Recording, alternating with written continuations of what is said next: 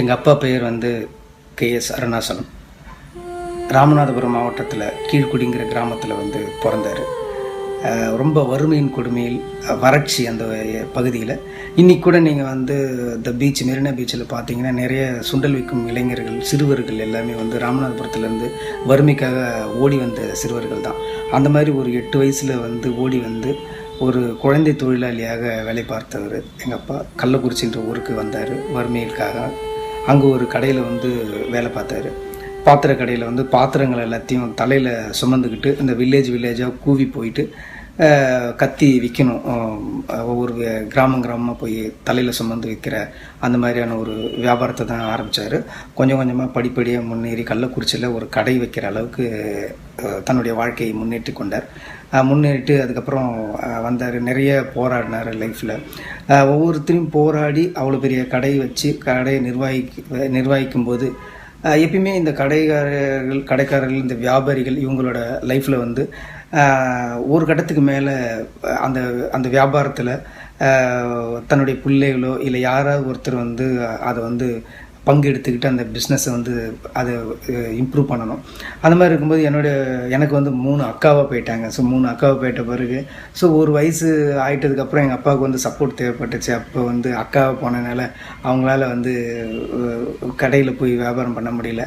அதுக்கப்புறம் அடுத்தடுத்து எங்கள் அக்காவங்களுக்கு திருமணமும் பண்ணி வைக்க வேண்டிய சுச்சுவேஷன் வந்துச்சு. அதுலேருந்து கடையிலேருந்து கொஞ்சம் கொஞ்சமாக பணம் எடுத்து ஆல்மோஸ்ட் ஒரு 60 வயசில் வந்து 3 அக்காவுக்கும் கல்யாணம் பண்ணி வச்சு கொஞ்சம் கடையில் வியாபாரம் இல்லாமல் ஏறக்குறைய கடையை அப்படி காலியாக இருக்கிற ஒரு சுச்சுவேஷன் ஆகிடுச்சு. ஒரே ஒரு நம்பிக்கை, பையன் வந்து தன்னுடைய மகன் வந்து தனக்கப்புறம் ஒரு வியாபாரத்தை வந்து கை எடுத்துக்கிட்டு இந்த வியாபாரத்தை வந்து இம்ப்ரூவ் பண்ணுவான்னு நினச்சாரு. ஆனால் வந்து நான் வந்து சினிமாவில் போகணுன்ற என்னுடைய ஆசை தெரிஞ்சுக்கிட்டு நான் ரொம்ப கஷ்டப்பட்டு ரொம்ப பயந்து தான். நான் ரொம்ப ஒரு தன்னம்பிக்கை இல்லாத கூச்ச சுபாவம் இருக்கிறேன் நான். அதனால் ரொம்ப பயந்து தான் நான் இந்த மாதிரி சினிமாவுக்கு போகணும் அப்படிங்கிறத வந்து எங்கள் அப்பாக்கிட்ட சொன்னேன். ஆனால் சாதாரணமாக வந்து சினிமாவுக்கு படம் பார்க்க போகிறதுக்கே வந்து எதிர்ப்பு தெரிவிக்கிற எங்கள் ஒரு ஊரில் சினிமாவையே தொழிலாக ஏற்றுக்கிட்டு போகிறதுக்கு எங்கள் அப்பா எனக்கு வந்து ஒத்துழைப்பு ஊக்கமும் கொடுத்தாரு. சினிமாவுக்கு போனார். எல்லாருமே வந்து பக்கத்து கடை வீதியில் இருக்கிறவங்க எல்லாருமே சொன்னாங்க, என்ன இவ்வளோ நாள் கஷ்டப்பட்டீங்க, பையன் வந்து உங்களுக்கு அப்புறம் கடையை டேக் ஓவர் பண்ணுவான்னு பார்த்தா அவனும் சினிமாவுக்கு போகிறான் அப்படின்னு சொல்லி இது பண்ணிட்டீங்களே, நீங்கள் புத்திமதி சொல்லி நீங்கள் வந்து கொண்டு வரணும், சினிமா இங்கே கடையில் உட்கார வைக்கணும் அப்படிங்கிற மாதிரி சொன்னாங்க. பட் இருந்தாலும் எங்கள் அப்பா வந்து ரொம்ப கஷ்டப்பட்டாலுமே கூட எகைன் அவ்வளோ வருஷத்துக்கு அப்புறம் மறுபடியும் அந்த வறுமைக்கு போனார். அந்த வறுமையில் இருந்தாலுமே கூட நான் வந்து சினிமாவில் போய் அச்சீவ் பண்ணட்டும், என் பையன் போய் சினிமாவில் போய் அச்சீவ் பண்ணட்டும், அவர் வந்து அவனை வந்து டிஸ்டர்ப் பண்ணக்கூடாது அப்படின்றதுக்காக எனக்காக சில நேரங்களில் நான் எழுதிய சிறுகதைகள்லாம் எடுத்துக்கிட்டு கம்பெனியாக போயிட்டு என் பையன் நல்ல கதை எழுதுவான், என் பையனை அசிஸ்டன்ட் டைரக்டராக சேர்த்துக்குங்க அப்படின்னு சொல்லி ஒவ்வொரு கம்பெனியாகவும் போய் சில டைமில் போய் எனக்காக வாய்ப்பு கேட்டிருக்காரு. அந்த மாதிரி ஒரு சூழ்நிலையில் குடும்பம் வந்து ரொம்ப மீண்டும் ஒரு வறுமைக்கு தள்ளப்பட்டுச்சு. கிட்டத்தட்ட எங்கள் வீட்டில் எல்லாருமே வந்து ரேஷன் அரிசி சாப்பிட்ற அளவுக்கு வருமானம் இல்லாமல் போச்சு. ஆனால் அது எல்லாத்தையுமே எங்கள் அப்பா என்கிட்ட இருந்து மறைச்சிட்டாரு. ஏன்னா நான் எங்கே அந்த சினிமாவிலேருந்து விட்டுட்டு வந்துடுவேன். ஏன்னா எனக்கு ரொம்ப ஸ்ட்ராங்கான மைண்ட்லாம் கிடையாது. ஸோ வீட்டில் எல்லோரும் கஷ்டப்படுறாங்கன்னு தெரிஞ்சால் எங்கே இவன் திரும்பி வந்துடுவானோன்னு சொல்லிட்டு வீட்டில் இருக்கிற கஷ்டத்தை எல்லாத்தையும் மறைச்சார். அது மட்டும் கிடையாது, எங்களுக்கு வந்து 2 கடை இருந்தது. அந்த 2 கடையுமே என் தம்பிங்க 2 பேருக்கு வந்து கொடுத்துட்டு இந்த கடையை நீ பார்த்துக்கோ, அந்த கடையை நீ பார்த்துக்கோன்னு சொல்லி, ஒருவேளை நான் சினிமா வேணான்னு திரும்பி வந்தால் கூட வரலாம், நமக்கு ஒரு ஆப்ஷன் இருக்குதுன்னு கூட நினைக்கக்கூடாது அப்படின்றதுக்காக எனக்கு அந்த மாதிரி நீ சினிமாவில் ஜெயிச்சே ஆகணுங்கிற மாதிரி ஒரு சுச்சுவேஷன் கொண்டு வந்தார்.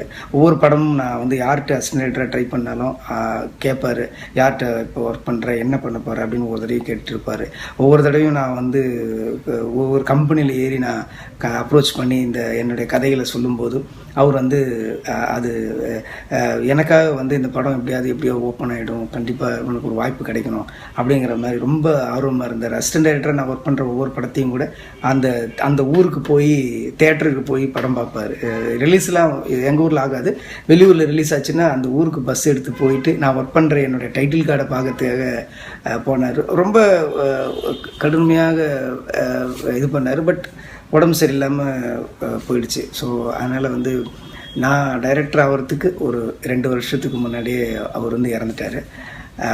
என்ன ஒரு விஷயம்னா, தன்னுடைய கனவு, தன்னுடைய ஆசைகள், இது நான் ஒரு கடை வைக்கணும், கடை வீதியில் நல்ல வியாபாரம் பண்ணணும் அப்படின்ற அவருடைய கனவு என் மேலே சுமத்தாமல், ஒரு கல்வியறிவு, ஸ்கூலுக்கு போகிற ஒரு அந்த படிப்பறிவு இல்லைன்னாலும் கூட தன்னுடைய பையன் மகன் நல்லா அவனுடைய லட்சியத்தில் இது பண்ணணும்னு சொல்லி எனக்கு ரொம்ப சப்போர்ட் பண்ணதுனால தான் நான் இருந்தேன். ஸோ ஒரு ஊர்லேருந்து இன்னொரு ஊருக்கு குழந்தை தொழிலாளியாக ஒரு கூலி வேலையில் தன் வாழ்க்கையை ஆரம்பித்த அவர் இறக்கும்பொழுது எங்கள் கள்ளக்குறிச்சி ஃபுல்லாகவே கடை வீதியில் ஃபுல்லாகவே கடையடைப்பு நடத்தி அவருக்கு மரியாதை பண்ணுற அளவுக்கு அந்த கடை வீதியில் ஒரு நல்ல கௌரவமான ஒரு பெயரை அவர் வாங்கி கொடுத்தாரு.